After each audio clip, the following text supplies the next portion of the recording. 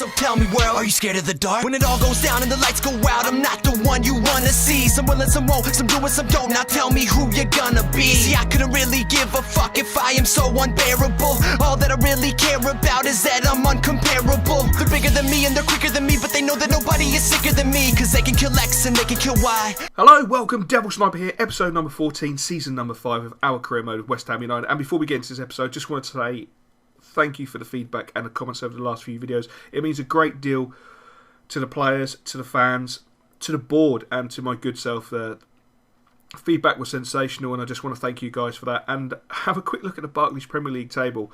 And is it me, or is season after season, is this division just getting harder and harder and harder? It's so competitive in those top sides.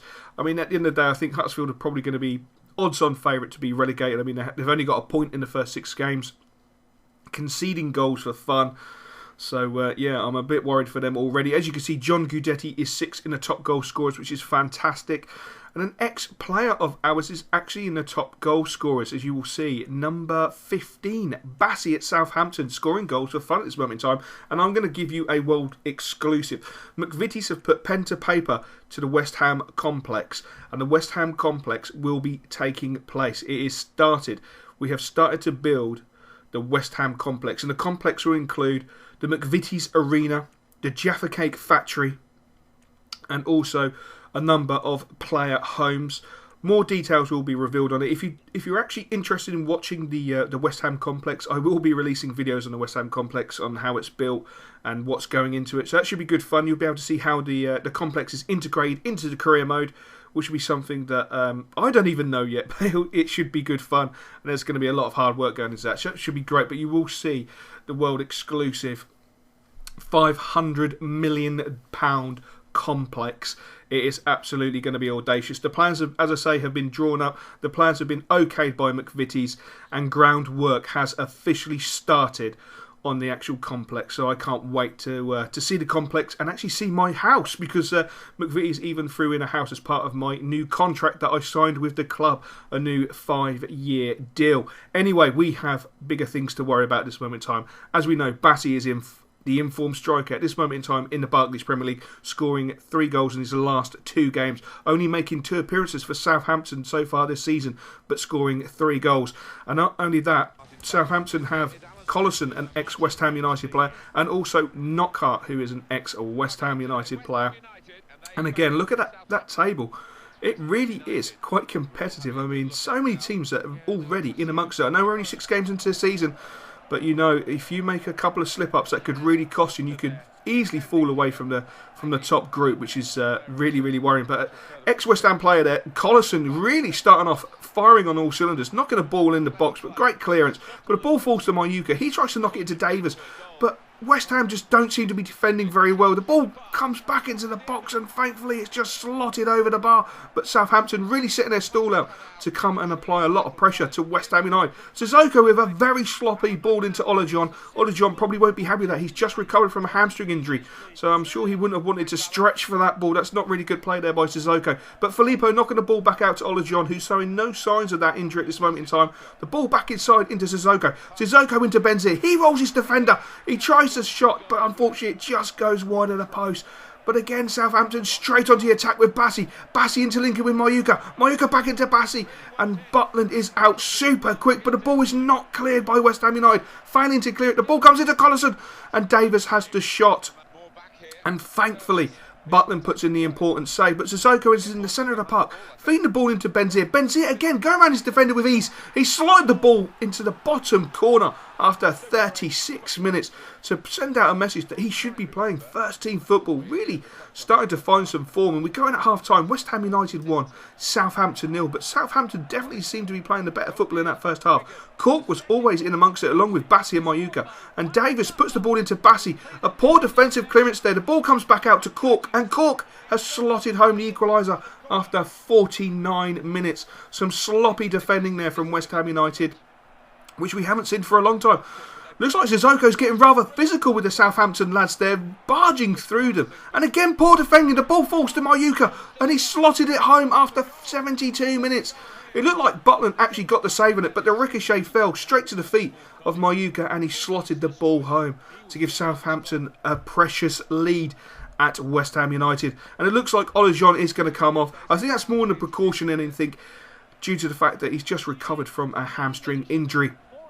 And his replacement, Zaha, looking to do some damage, feeding the ball into Sissoko. Sissoko feeds the ball back into Zaha. Zaha into Gudetti. Gudetti with a nice piece of skill, breaks past his defender and shoots and scores after 83 minutes. No, sorry, 83 minutes into the bottom corner. That was a fantastic finish there by John Gudetti. And the referee's blowing the full-time whistle. And I think that is a point saved more than points dropped there by John Gudetti with a 2-2 draw.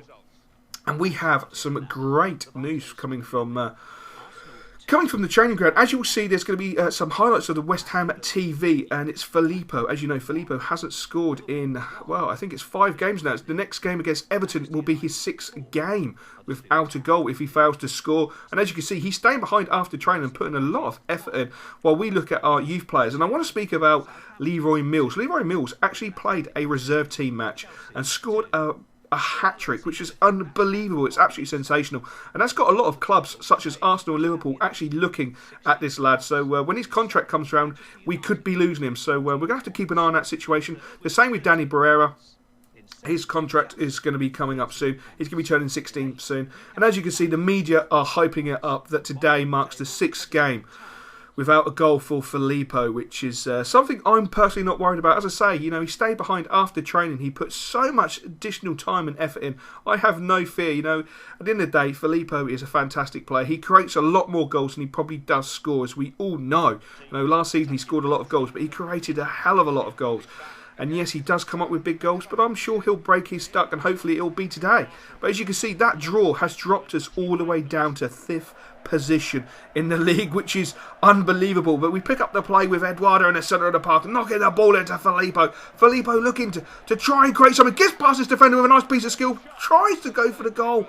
And a great save by the Everton goalkeeper, but he's not lacking the confidence to try and create an effort. And Gudetti, dropping so deep in the 24th minute, spreads the play out to Nelson Oliveira. Oliveira cuts inside, pulls the trigger, and great defensive block there, but the ball falls to Gudetti, and he slots it home with his left foot after 25 minutes. Gudetti is in a sensational run of form, scoring goals literally for fun at this moment in time.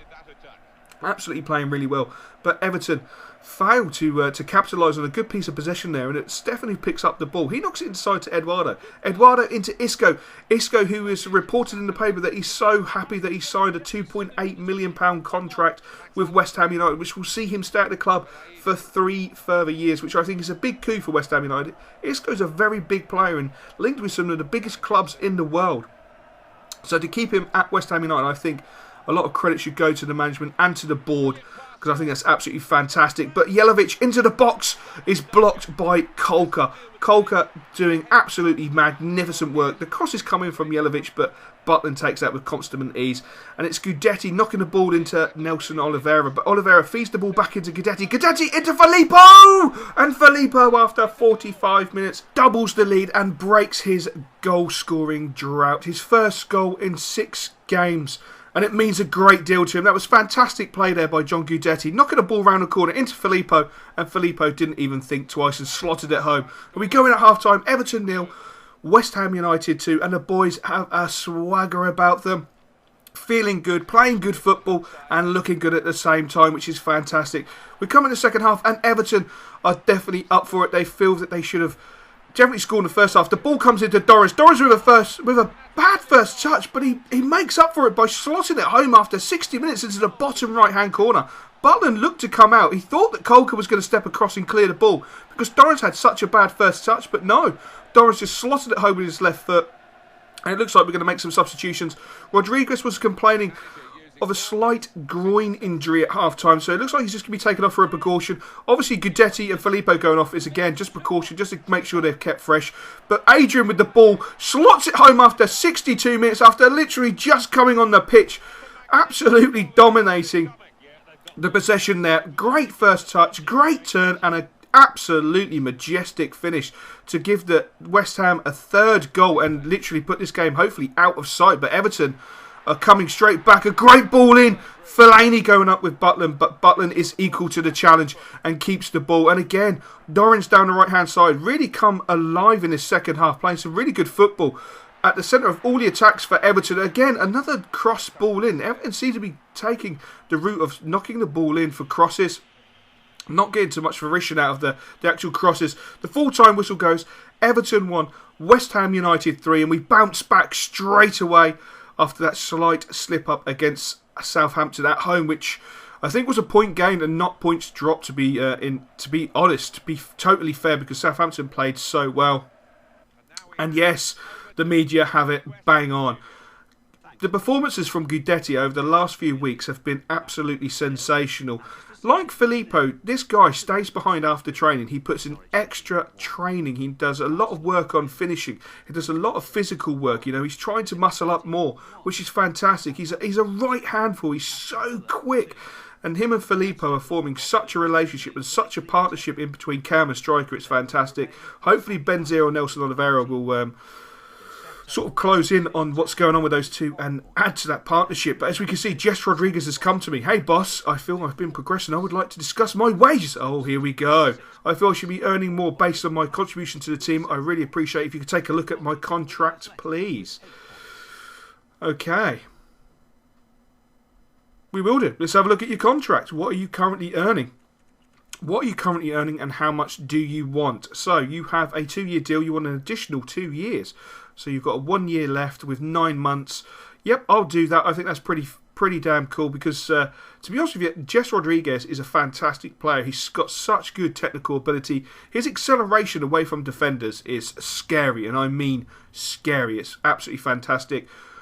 Ravel Morrison also has a little left on his contract, so we're going to offer Ravel Morrison a contract extension, and the same with Benzema. Benzema, I feel, is going to have, is going to become huge for the club, huge.